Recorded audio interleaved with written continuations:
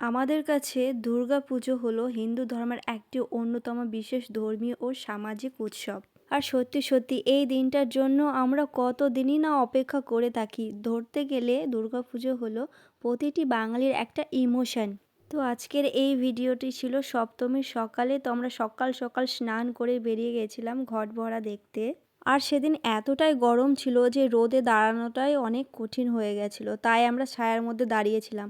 আর এই সামনে দিয়ে দেখো এখানে দোলা ভরা হয়ে গেছে, ওরা চলে আসছে। আমাদের এখানে 4টে থেকে 5টা ঘট পুজো হয়। এটা আমি ঠিক জানি না, তবে আমি এটা আন্দাজেই বললাম। তবে প্রতিমা পুজোও হয়, মানে মূর্তি পুজো। আর এখানে 4 থেকে 5 জন, মানে 5টা টিম, মানে দল ধরো, তো ঘট ভরেছিল। তো তারা সামনে সামনে এগিয়ে যাবে। আর পেছনে যেটা ক্লাব আছে সেটা হচ্ছে ওই আমরা কজন ক্লাব। তো সেই ক্লাবের ঘর দেখো। আর আমাদের ক্লাবটা হচ্ছে আমরা কজন ক্লাব। তো সেখানেই দেখো এখানেও ঘট বসিয়ে দেবে। আর এখানে যা ঢাকের মানে ঢাক বাজছে, মনে হচ্ছে একটু আনন্দ করি, নাচ করি আর কি। তো ফাইনালি দেখো এই আমাদের আমরা কজন ক্লাবের দোলা ভরা হয়ে গেছে। তো ঘট এখানে বসানো হবে। তো এখানে বসিয়ে দিচ্ছে দেখো।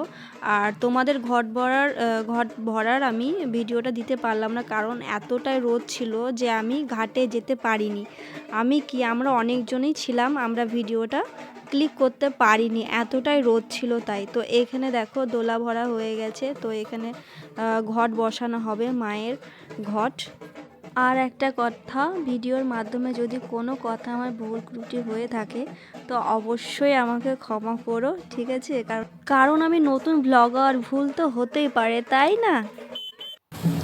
সো গাইস, ঘট ভরা হয়ে গেছে। তো এখন বাড়ির উদ্দেশ্যে রওনা দিচ্ছি।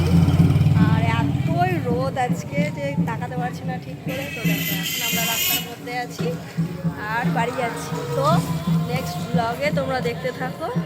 নেক্সট ব্লগ আবার খুব তাড়াতাড়ি আসবে। সো টাটা এখন।